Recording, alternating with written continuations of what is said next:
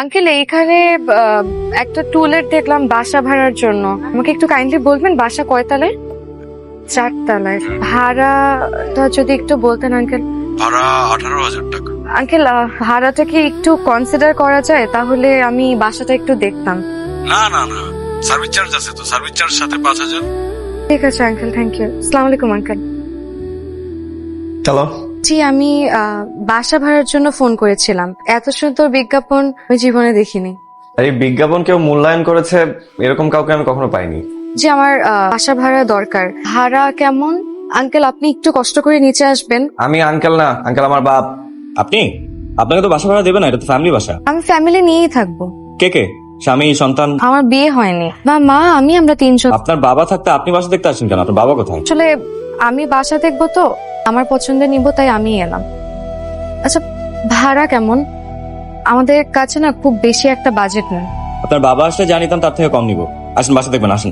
কি হলো, আসেন আসেন আসেন। জি। এই শিশির, তুই বলে নতুন ভাড়াটিয়ার কাছ থেকে কম ভাড়া নিয়ে বলছিস? ভাড়া কম নেবো কেন?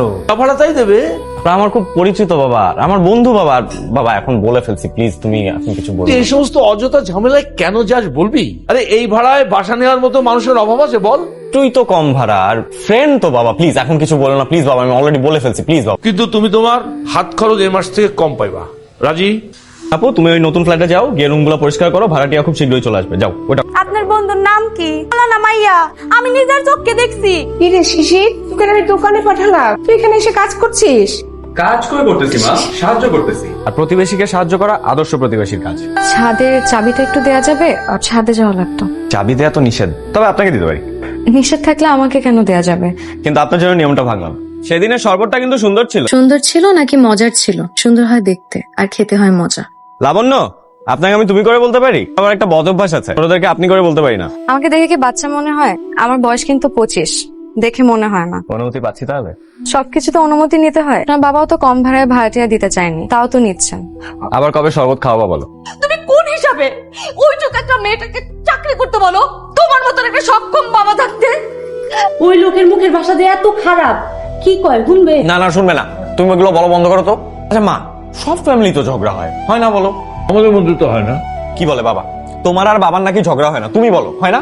ঝগড়া হয়, কিন্তু আমরা সারা পৃথিবীর মানুষকে তো সেটা জানতে দিই না, তাই না? আমাদের মধ্যে ঝগড়াও হয়, আবার বোঝাপড়াটাও ভালো আছে। আমি শিওর খালাম্মা, ওই বাড়ির বোঝাপড়া খুবই খারাপ। তুমি কিন্তু বড় বাড়াবাড়ি করো। তোর বন্ধুকে বলিস, ভদ্রলোকের বাড়িতে তো এটা সহ্য করা যাবে না। অনেক বড় মাছ, না। খাইতে অনেক স্বাদ হইব। রাখেন ভাই, সামর্থ্য নাই কেনার আমার। এত ভারী ব্যাগ নিয়ে কি বাসায় যাচ্ছেন? জি, আমার অভ্যাস আছে। তো বাইকে ওঠেন। জি, মানে আমি তো বাসার দিকেই যাচ্ছি, বাইকে ওঠেন, একসাথে যাই। তো ভারী ব্যাগ নিয়ে বাইকে উঠবো কি করে? আপনি একটা ব্যাগ আমাকে দেন। দেন।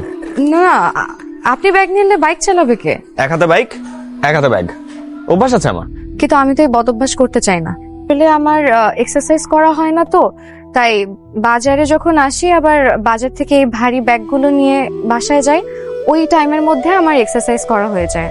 এখন আপনার সাথে বাইকে উঠলে তো আর এক্সারসাইজ করা হবে না। এই বদ অভ্যাসটা আর করতে চাচ্ছি না। একটা নারীর জীবনের সবচেয়ে বড় সম্পদ হলো সন্তান। তোমরা খাবার টেবিলে বসেও এখন এরকম করবে? এত যখন মতের অমিল, তাহলে বিয়ে করেছিলে কেন? তোমাদের কি বোঝাপড়া যে হয়েছিল আল্লাহই জানে। ছাদের চাবিটা দেয়াতে একজনের খুব সুবিধা হয়েছে। তার দুঃখ হলেই সে দুঃখ বিলাস করার জন্য সুন্দর একটা জায়গা পেয়েছে। কি হয়েছে আমাকে বলো, আমাকে তুমি বলতে পারো। তুমি কিন্তু খুব ভালো বন্ধু, বিশ্বাস করে দেখো একবার। পুরুষ মানুষকে বিশ্বাস করা হচ্ছে অমাবস্যার চাঁদের মতন।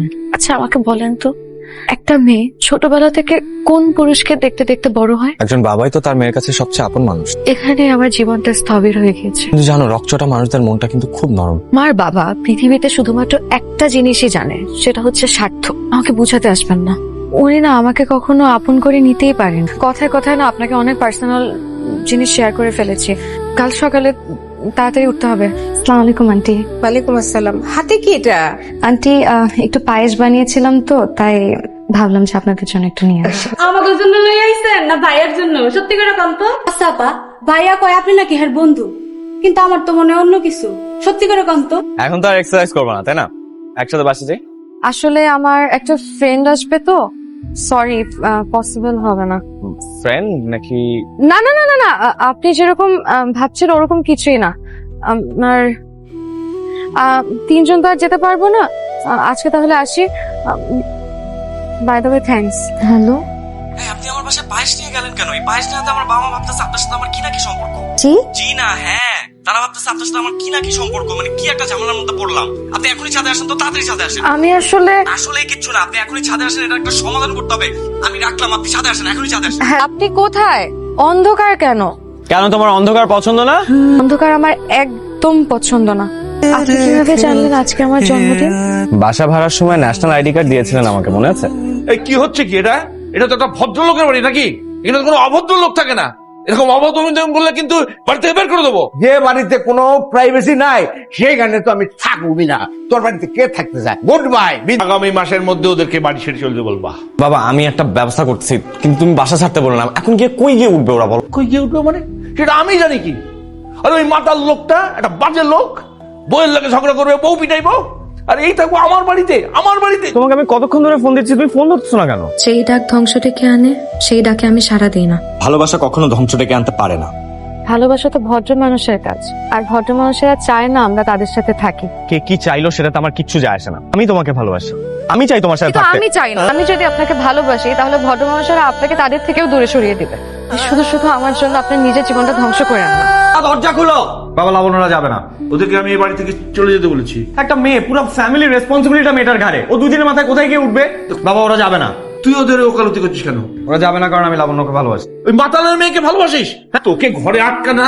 আরে বাবা, ঘরে আটকা না পারলে ওদেরকে বিদায় করতে। আরে বাবা, তুই কি করছিস? তুমি দরজা খোলো।